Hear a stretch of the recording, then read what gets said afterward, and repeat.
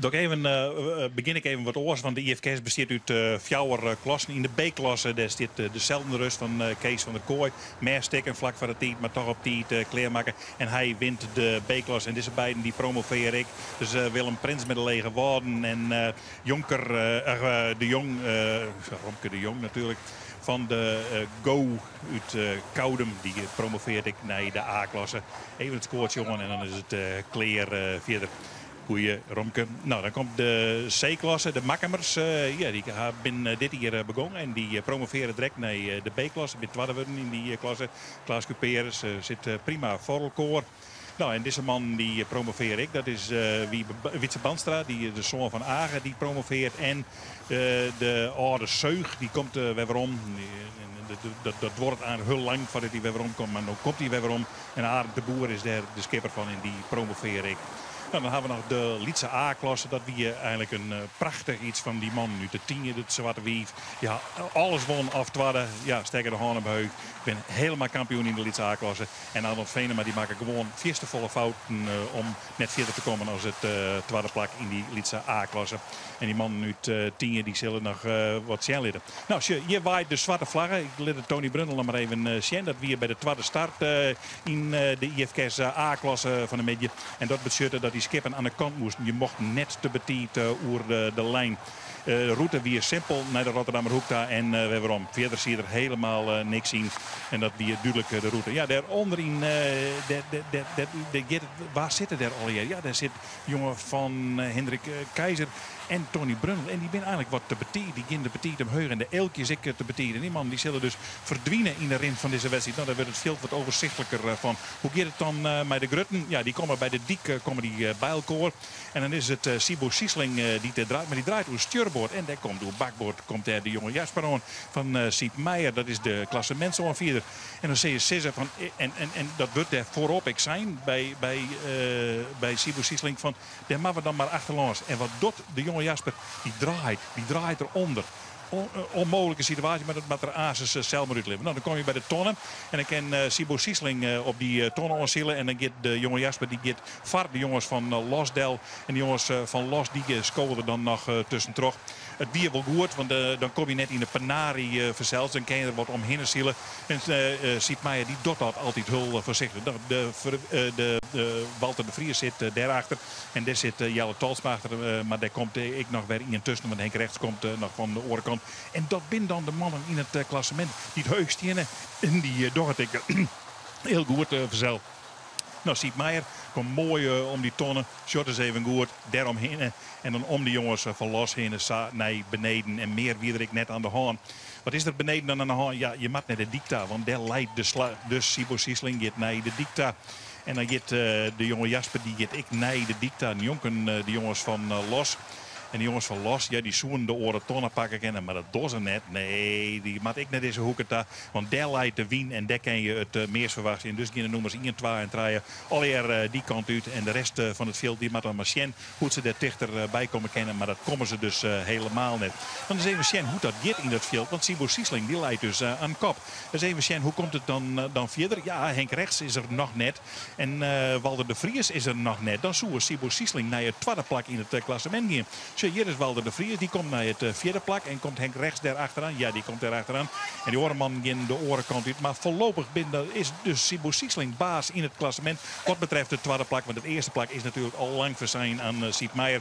Alle orenskippers weten dat ik al van doordat nog maar rustig en als er niks verkeerds gebeurt. Ja, dan komt dat gewoon zijn. Dan bloedt dat gewoon zijn. En daar wonen ze eigenlijk verder ik net zo hele volle meer aan de waan. Daar koen ze net volle aan de waan. Want zakgoed draaien ze om alles heen. Nou, hier Siep Meijer prachtig in de scène. Een schitterend beeld is dat ze in het kruisrek onder de slag gaan. En ze waren eigenlijk eerst wel voorzichtig met Sibo Siesling. Want ja, ze hoort hoe dat ik net. Je kon gewoon 1 en 2 zielen en het Sibo Siesling eerste waren. En Siep Meijer wat tweede dan wie ik dat kampioenschap. En zolang dat er wie dan bleef die situatie ik wel ongeveer gelijk. Nou, de jongens van Los die komen net echt dichterbij. Die jonge Jasper gaat daar valons en dan is dat clear. Dan ben die vast op nummer 3. En dan zit de jonge Jasper op 2.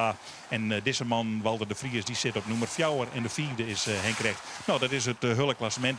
En zo bloedt het dan ongeveer een hele tijd. Alleen dan komt in het laatst, komt de jonge Jasper wat dichter bij Sibo Siesling.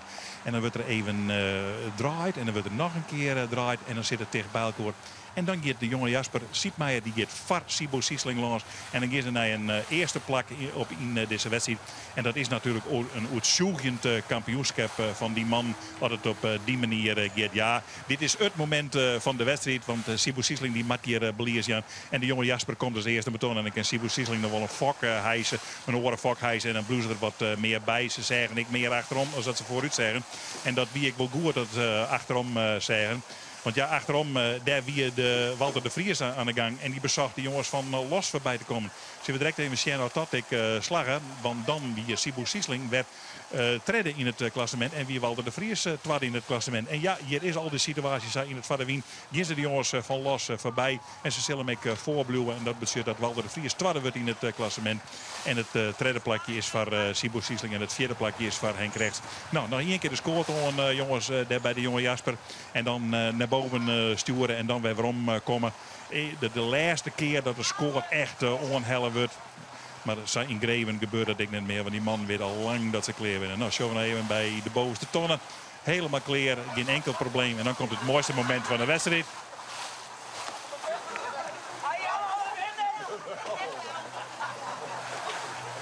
Ze zijn nog net finished, ja? Ze zijn nog net finished, ja? Nee.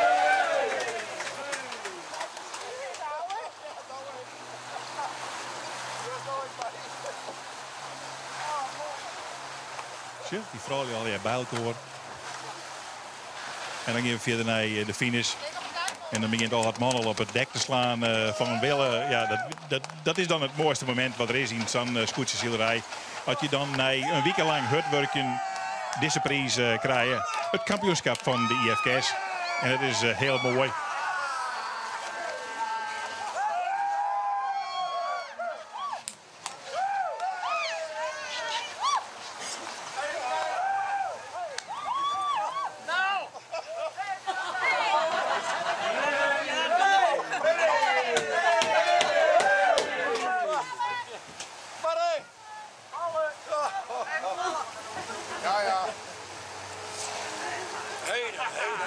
Heden.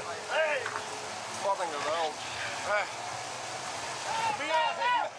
En als we dan alweer even naar het publiek zwaaien, dan kunnen wij in de verslagjouwing eigenlijk afscheid nemen van het scootjeszeilen. En dat doen we dan om te laten dat wij een skip hebben van Cor Siesling. En er zit boven in een hokje, dat zwaait, hult dit in de weg. Daar zit Jeroen Anteunissen en die doet dat met de camera. En hieronder zitten Thomas overal en Bouke van Hattem in het boordje. Zodat je dit soort beelden 3 weken lang schenken in je huiskamer. Nou, en dan om mij de eer om de definitieve uitslag nog even gauw te Jan Siepmeijer. Dus ik joe het eerste, Sibo Siesling tweede, Walter de Vries treden, Delmelos vierde, Henk Rechts, Kees Jonker, Jelle Talsma, Michiel Kalsbeek op een 8e plak naar de Orenstiede. Dan zien we onderin Centimeter, Jilles Bandstra, Sikkers Heerschop, Freddy van der Heijden, Jeroen de Vos, Geerle Tarema, Tom Brundel, de Ruud vanwege een valse start en Henk Keizer. Ik, Santje punten. En dat maakt het totaalklassement, al je even opletten. Siepmeijer eerst een kampioen, 13,8 punten. Dan Walter de Vries, 21,9. Sibo